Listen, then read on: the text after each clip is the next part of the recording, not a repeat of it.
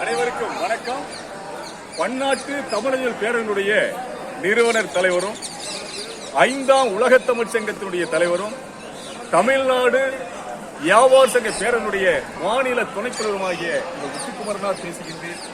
இந்த ஒரு அருமையான நாள், உலகத்திலேயே தமிழர்களுடைய புகழை வெற்றியை நிலைநாட்டி கொடிகட்டி வாழ்ந்தவன் ராஜராஜ சோழன். அந்த அன்றைய ராஜராஜனுடைய வரலாற்றினை இன்று சிவனடியார்கள் கொண்டாடுகின்றார். ராஜராஜ சோழன் அந்த தேவார திரட்டிலே சுந்தரர் பாடியது, அப்பர் பெருமான் பாடியது, திருஞானசர் பாடலாம் செவிவழியாக கேட்டு கேட்டு மகிழ்ச்சி அடைகின்றார். அந்த தொகுப்பை எடுக்க வேண்டும் என்று தினந்தோறும் என் குருவானை நடராஜ பெருமானை வேண்டுகின்றார் ராஜராஜ சோழன். அப்ப திருநாரையூரிலே இருக்கின்ற பொல்லா பிள்ளையார் மிக சக்தி வாய்ந்த பிள்ளையார். நம்பியாண்டார் நம்பி தினந்தோறும் அந்த பிள்ளையாரை வழிபாடு செய்கின்ற பொழுது மன்னன் படுகின்ற அந்த துயரத்தை துன்பத்தை பார்த்து பொல்லா பிள்ளையாரிடம் நம்பியாண்டார் வேண்டுகிறார். அந்த ஓலைச்சூடியில் எங்கே இருக்கிறது?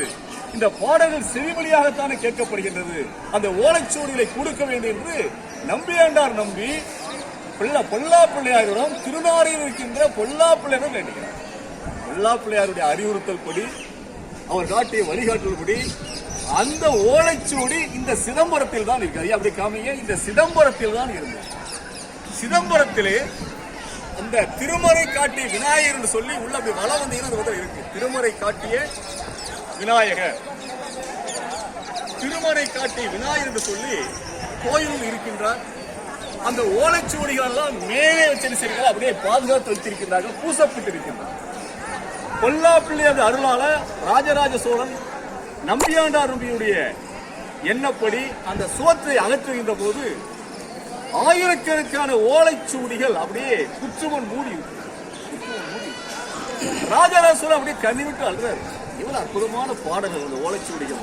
இதைத்தானே இறைவா நடராஜனோட சொல்றாரு, இதைத்தானே இறைவா நான் தேடி வந்தேன். இப்படி குற்றவன் இருக்க இந்த வேதனைப்படுகின்ற போது அசரீரியாக ஒரு குரல் கேட்கின்றது, நீ தைல காப்பீடு உனக்கு கிடைக்கும்.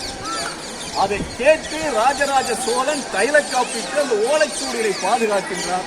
அதுதான் நம்ம கையிலே தேவார திரட்டு சுந்தரர் பாடியது, திருநாவுக்கரசர் பாடியது, திருஞானசம்பந்தர் பாடியது. அந்த ஓலைச்சூழலை பாதுகாத்து தந்தவன் ராஜராஜ சோழன். அந்த ராஜராஜ சோழன் திருமறையை கண்டெடுத்த நாள் தான் இன்று.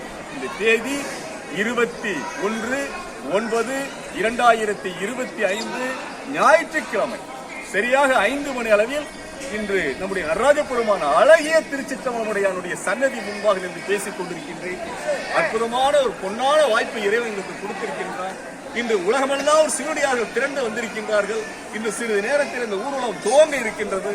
அந்த தேவார திரட்டை தலையிலே சுமந்து, நால்வருடைய திருமேனியை தலையிலே சுமந்து, ராஜராஜ சோழனுடைய திருவுருவத்தை தலையிலே சுமந்து இந்த ஒரு 5000 அடியார்கள் இன்று ஒரு 1 மணி நேரத்திலே இந்த சிதம்பரம் கோயிலை சுற்றி வலம் வர இருக்கின்றார்கள். அந்த அடியார் பெருமாக்களுடைய திருவடிகளை எல்லாம் மனக்கண்ணால் வணங்குகின்றேன். இறைவா போற்றி, தென்னாடுடைய சிவனே போற்றி. இந்த அற்புதமான நிகழ்விலே என்னுடைய பாசமிகு நண்பர் பன்னாட்டு தமிழர் பேரனுடைய அமைப்பாளர் ராஜராஜ சோழன் அவருக்கு இந்த சிவபுராணத்தை வழங்குவதை மகிழ்ச்சி. கிட்டத்தட்ட ஒரு 80 லட்சம் ரூபாய் செலவிலே ஒரு 2 ஆண்டு முன்பாக என்னுடைய தலைமையிலே இந்த ஆலயத்தை கட்டிக் கொடுத்திருந்தேன். அப்பொழுது சிவபுராணத்தை வெளியிட்டிருந்தோம் கும்பாசோழர்ல. அப்படிப்பட்ட ஒரு அருமையான புத்தகத்தை, சிவபுராணத்தை என் குருமான் திருவள்ளால் என்னுடைய அருமை நண்பரும் ஒரு குடும்பமும் வாழையடி வாழ்க என வாழ்த்தி இந்த புத்தகத்தை தருவதிலே மகிழ்ச்சி அடைகின்றேன். அதுபோன்று எங்களுடைய பன்னாட்டு தமிழ் பேருடைய பொருளாளர் காமராஜ் அவருக்கு என்னுடைய வாழ்த்துக்கள். அடுத்து எங்களுடைய பன்னாட்டு தமிழ் பேரையினுடைய நிர்வாகிகள் ஒருவர் என்னுடைய அன்பு நண்பர் ராமகிருஷ்ணன் அவருக்கு என்னுடைய வாழ்த்துக்களை கூறி தருவதிலேயே மகிழ்ச்சி அடைகின்றேன். அதுபோன்று முனுசாமி அவர்கள் அது ஒரு மாதிரி பாசம் முடிக்கிறார் பாரு, அவரும் என்னுடைய தமிழ்ச்சங்கத்தின் நிர்வாகிகள் ஒருவர். அவருக்கும் இந்த சிவபுராண புத்தகத்தை வழங்குவதிலேயே மகிழ்ச்சி அடைகின்றேன். இன்னொரு முக்கியமான நபரை உங்களுக்கு அறிமுகப்படுத்துகின்றேன். கிட்டத்தட்ட 9 ஆண்டுகளாக மயிலாடுதுறையில் அன்னதானம் செய்கின்றார். எல்லாரும் கைத்தட்டார். தினந்தோறும் அன்னதானத்தை 9 ஆண்டுகளாக ஒரு எளிய மனிதர், சாதாரண ஒரு மெக்கானிக்கல், வருமானம் ரொம்ப குறைவு, ஜோதி பவுண்டேஷன் அமைப்பு வைத்து ஏழை எளிய மக்களுக்காக அன்னதானம் செய்யறாரு. உலகத்தில் யார் செய்யறாரு? ஒவ்வொருத்தரும் கோடான கோடி பணத்தை அப்படியே வச்சிருக்கான் செய்ய மனசில். ஆனா ஒரு அருமையான மனிதர் அவர் இந்த தினந்தோறும் அன்னதானம் செய்கின்றார். இறைவன் திருவுருளால் பல்லாண்டு வாழ்க வாழ்க என வாழ்த்தி இந்த சிவபுராண புத்தகத்தை வழங்குவதிலே நான் மகிழ்ச்சி அடைகின்றேன். வாழ்த்துக்கள்.